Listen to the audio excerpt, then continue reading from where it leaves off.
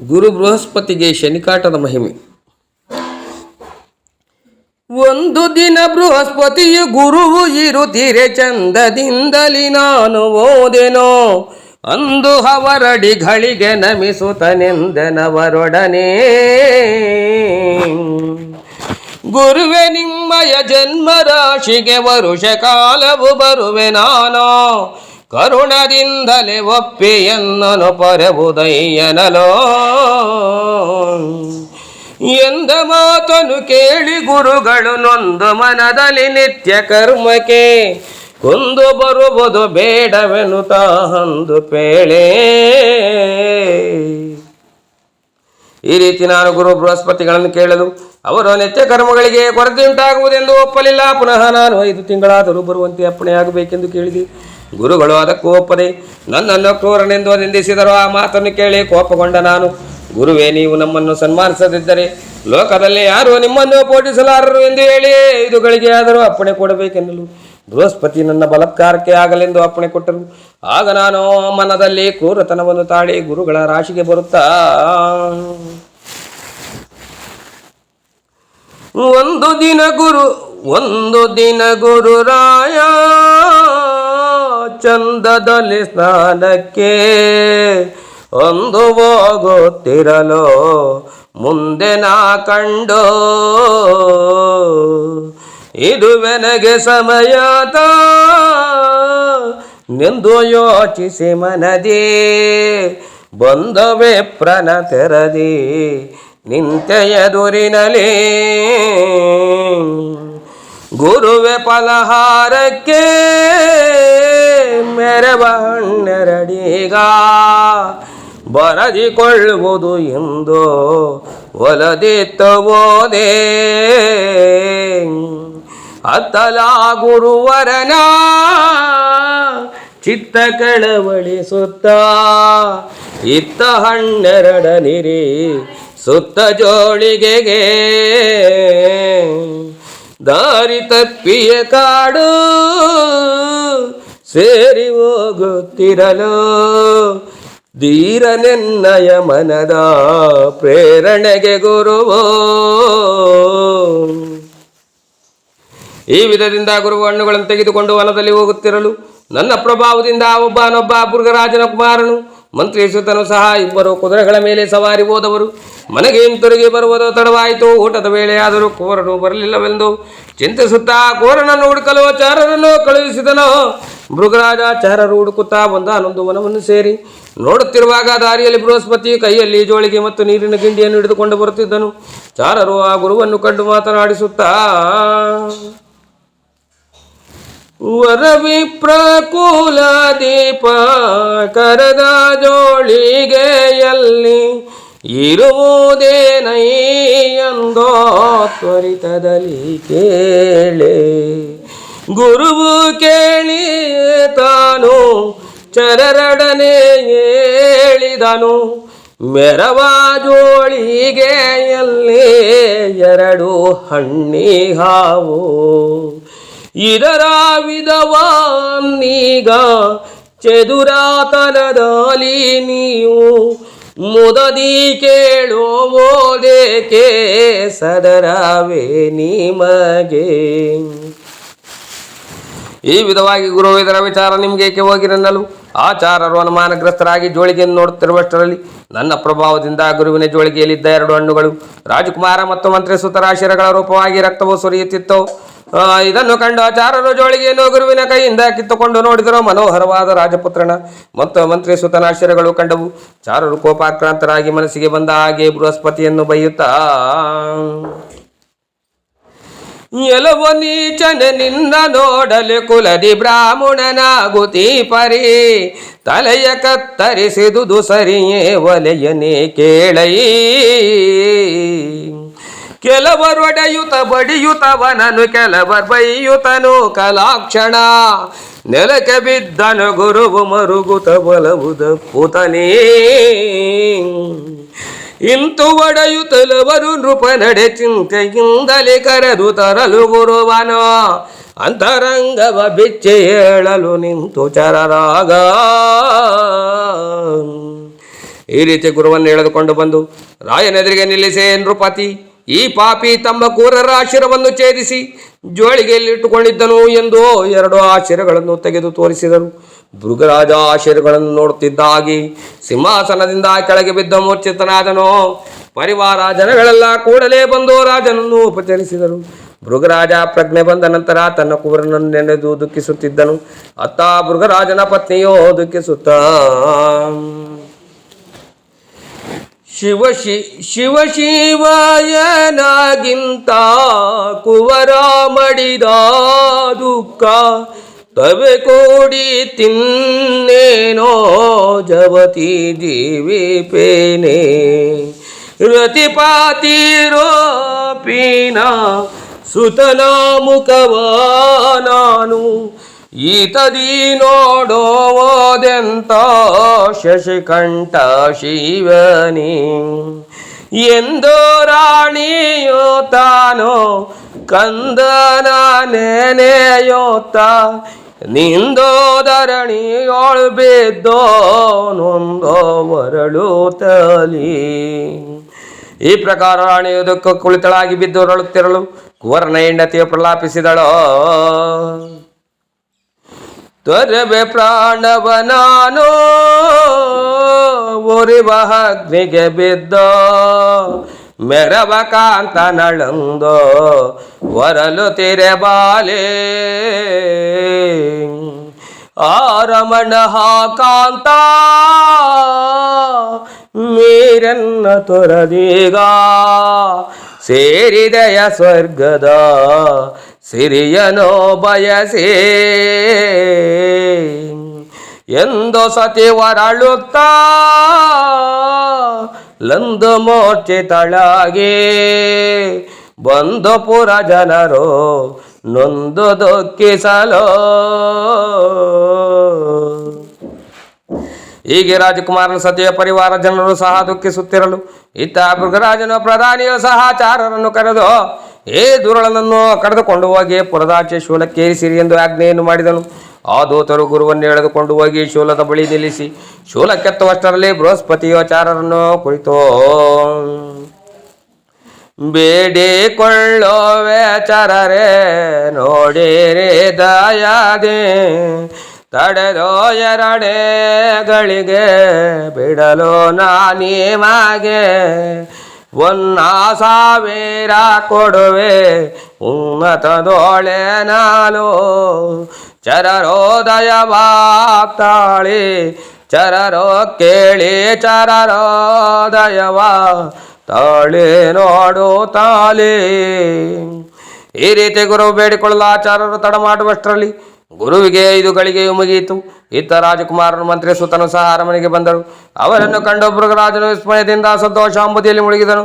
ಕುವರನನ್ನು ಮಂತ್ರಿ ಸುತನನ್ನು ಸಹ ಮೋದದಿಂದ ಆಲಂಗಿಸಿಕೊಂಡು ಚಾರರನ್ನು ಕರೆದು ಬೇಗನೆ ಹೋಗಿ ಆ ಬ್ರಾಹ್ಮಣ ತೋಮನನ್ನು ಶೂಲಕ್ಕೇರಿಸಬೇಡಿರಿ, ಹೇಳಿರಿ, ತಡ ಮಾಡಬೇಡಿ, ಬೇಗನೆ ಹೋಗಿರಿ ಎಂದು ಆಚಾರ್ಯರನ್ನು ಕಳಿಸಿದನು. ಆಚಾರ್ಯರು ಶೂಲದ ಬಳಿಗೆ ಓಡಿ ಬಂದು ರಾಜನ ಆಜ್ಞೆಯನ್ನು ದೂತರಿಗೆ ತಿಳಿಸಿದರು. ಗುರುದೇವನನ್ನು ಕರೆದುಕೊಂಡು ಬಂದರು. ಆಗ ಗುರುವು ರಾಜನಿಗೆ ಆಶೀರ್ವದಿಸಿ ತನ್ನ ವೃತ್ತಾಂತವನ್ನು ಹೇಳುತ್ತಾ, ಧರಣಿ ಫಲ ಕೇಳೋ ನಾನು ಇರಲು ಒಂದಾನೊಂದೋ ದಿವಸ ಮೇರ ಭಾಷಣಿಯೋ ಬಂದೋ ಎಂದೆನ್ನ ಓ ಗುರು ರಾಯ ಬರುವೆ ನಿನ್ನಾಯ ರಾಸೆಗೆಂದಾನು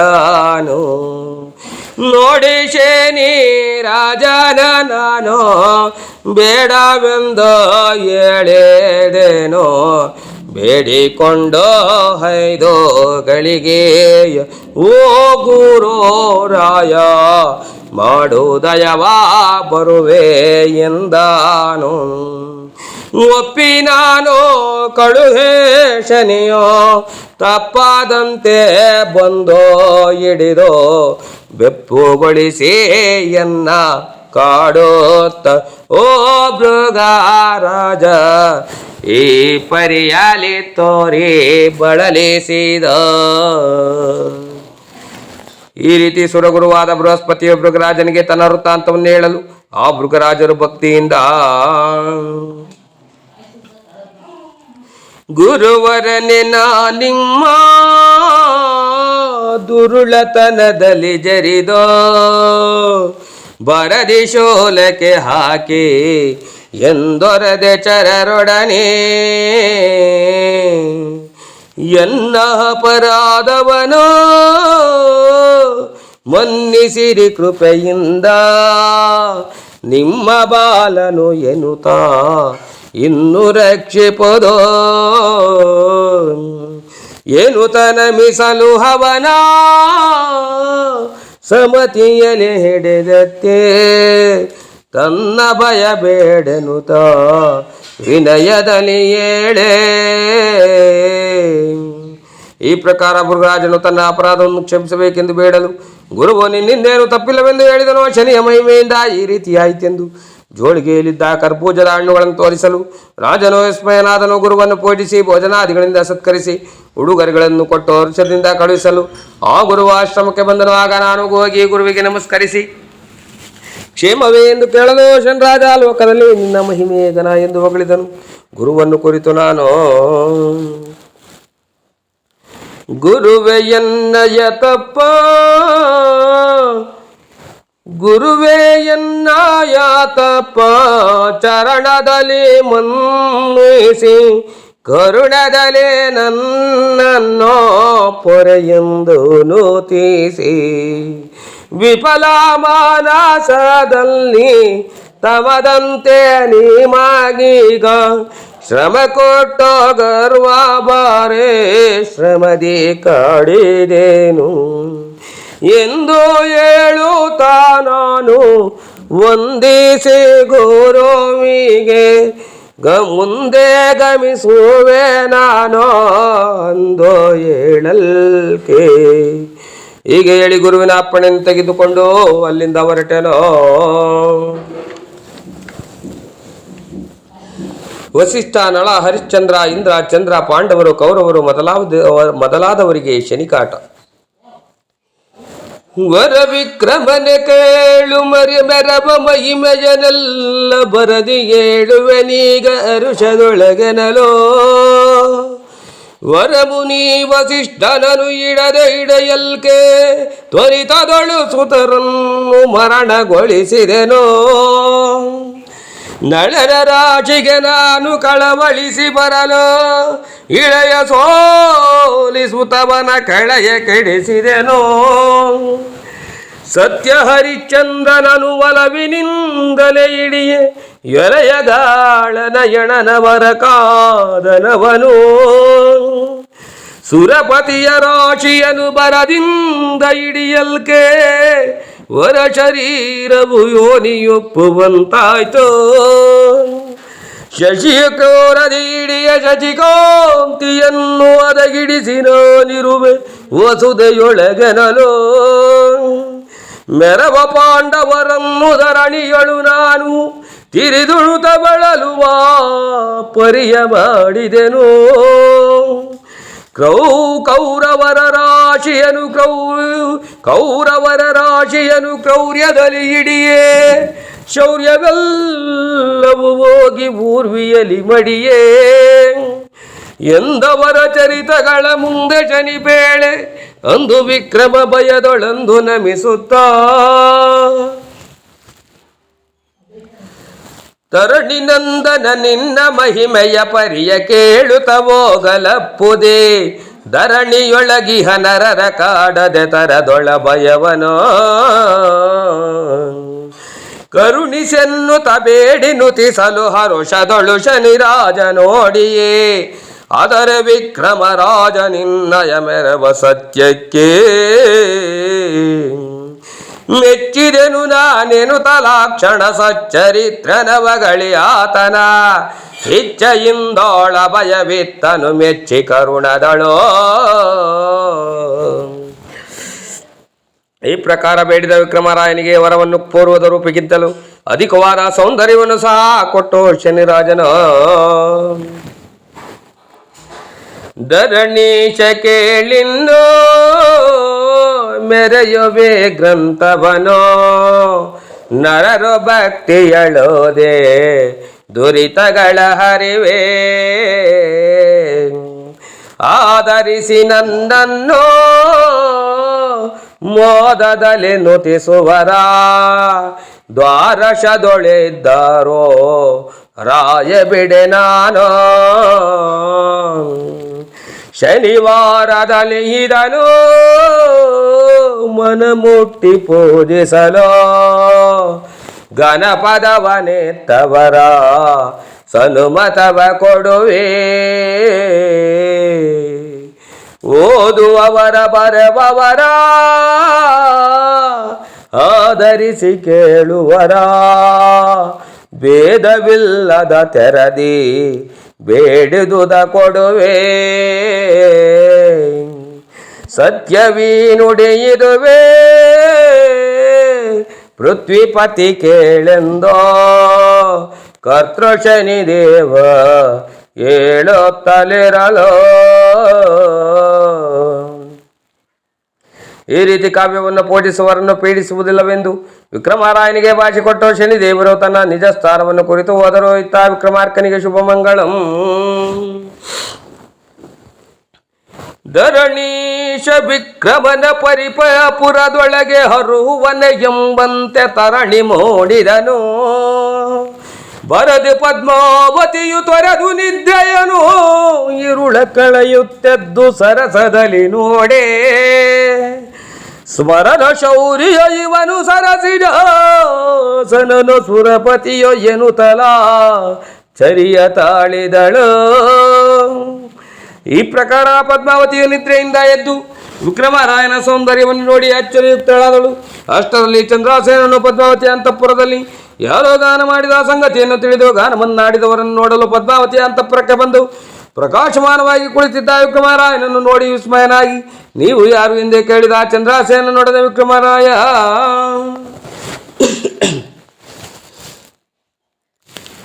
ಧರಣಿ ಪಾಲನೆ ನಾನು ಮೆರವ ವೈಶ್ಯನ ಮನೆಯ ಪರಮ ಮೌಕ್ತಿಕ ಸರವ ಮರಸಿ ಕದ್ದವನೋ ಸರದ ಪರಿಯನು ನಾನು ವರವೆ ನಿನ್ನಳು ಮುಂದೆ ಕರೆಸುವರ್ತಕನನ್ನು ತ್ವರಿತದಲಿಯನಲೋ ಸಂದೇಹ ಪಟ್ಟಾಗ ಚಂದ್ರಸೇನನು ಕೇಳಿ ನಂದಯ್ಯ ಶೆಟ್ಟಿಯ ಕರೆಸಿ ಅಂದು ತೋರಿಸಲು. ಈ ರೀತಿ ವಿಕ್ರಮಾರ್ಕರಾಯ ನಂದಯ್ಯ ಶೆಟ್ಟಿಯನ್ನು ಕರೆಸಿ ಚಂದ್ರಾಸೇನ ಮಂತ್ರೀಶ ಪ್ರಜೆಗಳ ಸಮೇತ ಆಲೋಲಿಕೆ ಮಲಗುವ ಮನೆಗೆ ಅವರುಗಳನ್ನು ಕರೆದುಕೊಂಡು ಬಂದನು. ಅಲ್ಲಿ ಶನೀಶ್ವರನ ಮಾಯದ ಅಂಶ ಪಕ್ಷಿಯು ಬಂದು ತಾನು ಮೊದಲು ನುಂಗಿದ್ದ ಮುತ್ತಿನ ಹಾರವನ್ನು ಬಾಯಿಂದ ಬುಗುಳಿ ಹಾರಿಹೋಯಿತು. ಬಂದಿದ್ದ ಚಂದ್ರಾಸೇನನೇ ಮೊದಲಾದ ಸಮಸ್ತರು ಈ ಆ ದೃಶ್ಯವನ್ನು ಕಂಡು ಆಶ್ಚರ್ಯಪಟ್ಟರು. ವರ್ತಕರು ವಿಕ್ರಮರಾಯನೊಡನೆ ಧರಣೀಶ ಕಾಯ್ದೆನ್ನ ಕರುಣದೊಳು ಸುತೆಯನ್ನು ವರಿಸಿ ಹೋಗುವುದೆನುತ ಚರಣ ಕಬಿನಮಿಸಿ ಕರೆದು ಹಾಲೋಲಿಕೆಯ ಕರದಿವು ಮಾಲೆಯನೋ ವರೆದು ಹಾಕಿಸಿ ತಾನು ಪೊರೆವುದಯ್ಯನಲೋ. ಈ ಪ್ರಕಾರ ವರ್ತಕನು ತನ್ನ ಕೋರಿಯನ್ನು ವಿಕ್ರಮರಾಯನಿಗೆ ಧಾರೆಯನ್ನೆರೆದು ಸಂತೋಷಭರಿತನಾಗಿರುವಾಗ ಚಂದ್ರಾಸೇನನು ಅವದೇಶದ ನೃಪರು ಪೇಳಿರಿ ಹಾವನಾಮವು ನಿಮಗೆನುತಲೆ ಭಾವಿಸಿ ವಿಕ್ರಮನು ಕೇಳಲು ಠೇವಿಯೊಳು ಪೇಳ್ದ ಪುರವನಾಳುವೆ ಬುಜ್ಜಯನಿಯನು ಮೆರವನಾಮವು ವಿಕ್ರಮನೋ ತರಣಿಸುತ್ತ ನಮ್ಮನ್ನು ಪಿಡಿದಿ ತೆರನ ಮಾಡಿದನೋ ಎನಲು ಕೇಳಿಯ ಚಂದ್ರಸೇನನು ಮೆನದಿ ಬದರುತ ಭಕ್ತಿಯಿಂದಲೇ ಜನಪಯನ್ನಯ ತಪ್ಪ ಕಾಯ್ವಾದೆನುತ ಬೇಡಿದನ. ಈ ರೀತಿ ಚಂದ್ರಸೇನನು ವಿಕ್ರಮರಾಯನಿಗೆ ಭಯಭಕ್ತಿಯಿಂದ ವಂದಿಸಿ ತನ್ನ ಅಪರಾಧವನ್ನು ಕ್ಷಮಿಸಬೇಕೆಂದು ಬೇಡಿಕೊಂಡು ತನ್ನ ಅರಮನೆಗೆ ಕರೆದುಕೊಂಡು ಹೋಗಿ ತನ್ನ ಕುಮಾರಿ ಪದ್ಮಾವತಿಯನ್ನು ವಿಕ್ರಮರಾಯನಿಗೆ ಮದುವೆ ಮಾಡಿಕೊಟ್ಟನು. ವಿಕ್ರಮರಾಯನು ಗಾಣಿಗ ಶೆಟ್ಟಿಯಾದ ತೇಲಿಯನ್ನು ಕರೆಸಿ ಅವನಿಗೆ ಕೆಲವು ಗ್ರಾಮಗಳನ್ನು ಜಾಹಗೀರಿಯಾಗಿ ಕೊಟ್ಟು ಸನ್ಮಾನಿಸಿದನು. ಕೆಲವು ಕಾಲದ ನಂತರ ವಿಕ್ರಮರಾಯ ಚಂದ್ರಸೇನನೊಡನೆ ಚಂದ್ರಸೇನ ಕೇಳೋ ಸಾಂದ್ರದೋಳಿನ್ನೋ ನಮ್ಮ ಪುರಕ್ಕೆ ಬೇಗ ಇನ್ನೂ ಹೋಗುವೆವೋ ಅರಸವರ ಸೇನೆ ರಾಜನ ಕರುಣಾವೋ ನಮಗೆ ಬರಲಾಗೆ ಶ್ರಮವೆಲ್ಲ ಅರುಹಿತಯ್ಯನಲೋ. ಈ ಪ್ರಕಾರ ಹೇಳಿದರ ವಿಕ್ರಮರಾಯನ ಮಾತಿಗೆ ಚಂದ್ರಸೇನನು ಸಂತೋಷಪಟ್ಟು ಅಳಿಯ ವಿಕ್ರಮರಾಯನಿಗೂ ಮಗಳು ಪದ್ಮಾವತಿಗೂ ದಿವ್ಯಾಭರಣ ದ್ರವ್ಯಗಳನ್ನು ಕೊಟ್ಟು ಬೆಂಬಲವಾದ ಅನೇಕ ಮಂದಿ ಮಾರ್ಬಲ್ಯಗಳೊಂದಿಗೆ ಮರ್ಯಾದೆಯಿಂದ ಕಳುಹಿಸಿದನು. ಆನಂದಯ್ಯ ಶೆಟ್ಟಿಯು ಸಹ ತನ್ನ ಅಳಿಯ ವಿಕ್ರಮರಾಯನಿಗೂ ಮಗಳಿಗೂ ನವರತ್ನ ಖಚಿತವಾದ ಭೂಷಣಗಳನ್ನು ಕೊಟ್ಟು ಆನಂದದಿಂದ ಕಳುಹಿಸಿದನು. ವಿಕ್ರಮರಾಯ ಅನೇಕ ವೈಭವದಿಂದ ತನ್ನ ಪುರವನ್ನು ಸೇರಲು ಪುರ ಜನರು ಮಂತ್ರಿಯೂ ಸಹ ವಿಕ್ರಮರಾಯ ಬರುತ್ತಿರುವುದನ್ನು ಕಂಡು ಪುರವನ್ನು ಶೃಂಗರಿಸಿ ವಿಕ್ರಮರಾಯನನ್ನು ಸಂತೋಷದಿಂದ ಅರಮನೆಗೆ ಕರೆದುಕೊಂಡು ಹೋಗುತ್ತಾ ಪರಮ ಮಂತ್ರಿಯು ಬೇಗ ಪುರವ ಶೃಂಗರಿಸಿ ಪರಿಪರಿಯ ರತ್ನಗಳು ಮೆರವ ತೋರಡದೆ ಕಳಚ ಕನ್ನಡಿ ಹಿಡಿದು ದಳ ತಳಿಸಿ ಬಂದೋ ಇಳೆಯ ಪತಿಯೊಡಗೂಡಿ ನಿಲಯವನು ಸೇರೆ ಮೆರವ ವಿಭವದೊಳಾಗ ಅರಮನೆಗೆ ಬರಲು ಅರುಚದೊಳು ಸತಿಸುತ್ತರು ಬರದಿ ನಮಿಸಿದರು. ಈ ಪ್ರಕಾರ ವಿಕ್ರಮರಾಯನು ಅರಮನೆಯನ್ನು ಹೊಕ್ಕು ಶುಭ ಮುಹೂರ್ತದಲ್ಲಿ ಸಿಂಹಾಸನದಲ್ಲಿ ಕುಳಿತು ಅನೇಕ ದಾನ ಧರ್ಮಗಳನ್ನು ಮಾಡಿ ಪ್ರಜೆಗಳನ್ನು ಸಂತೈಸಿದನು. ಮಂತ್ರೀಶನೊಡನೆ ತನ್ನ ವೃತ್ತಾಂತವನ್ನೆಲ್ಲ ಹೇಳಿದನು. ಮುಂದೆ ಪುರಜನರೆಲ್ಲರೂ ಶನರಾಜನನ್ನು ಪ್ರತಿದಿನವೂ ಪೋಟಿಸಬೇಕೆಂದು ಡಂಗೂರವನ್ನು ಹಾಕಿಸಿದನು. ತಾನು ಸಹ ತಪ್ಪದೇ ಶನೇಶ್ವರನನ್ನು ಪೂಜಿಸುತ್ತಾ ಸುಖದಿಂದ ರಾಜ್ಯ ಪರಿಪಾಲನೆ ಮಾಡಿದನು. ಶನಿದೇವರ ಕಥೆಯನ್ನು ನಿತ್ಯವೂ ಭಕ್ತಿಯಿಂದ ಓದುತ್ತಾ ಕೇಳುತ್ತಾ ಪೂಜಿಸುವವರಿಗೆ ಯಾವ ಕಷ್ಟವೂ ಇಲ್ಲದ ಹಾಗೆ ಶನಿರಾಜನು ಕಾಪಾಡುವನು. ಓದುತಿಹ ಸಜ್ಜನರು ಇದರಳು ಭೇದ ಬಿಡದಲೆ ತಪ್ಪುತ್ತಿದ್ದುತ್ತಾ ಓದುವುದು ಕೃಪೆಯಿಂದಲೆನ್ನುತ ನಾನು ನಮಿಸುವೆನೋ. ಸತ್ಯ ಚಿತ್ತಾನಂದ ರೂಪಗೆ ನಿತ್ಯ ಪರಿಪೂರ್ಣನಿಗೆ ಲೀಲಗೆ ನಿತ್ಯ ಪರಿಪೂರ್ಣನಿಗೆ ಲೀಲಗೆ ಮಧ್ಯದೊಳು ಗುರುವೆನಿಸಿದವನಿಗೆ ನಿರುತ ಪೊರೆದವನಿಗೆ ಮೆರವವನ್ನಂಜುಂಡಾರ್ಯ ವಂದಿಸಿ ಕರುಣದಿಂದೀಶನಿ ಮಹಾತ್ಮೆಯ ವಿರಚಿಸಿದ ವೀರಣ್ಣ ಕವಿ ಶೂಲಪಾಣಿಯ ದಯದಿ ಸುಜನರು ಮನ್ನಿಸುವುದಿದನ.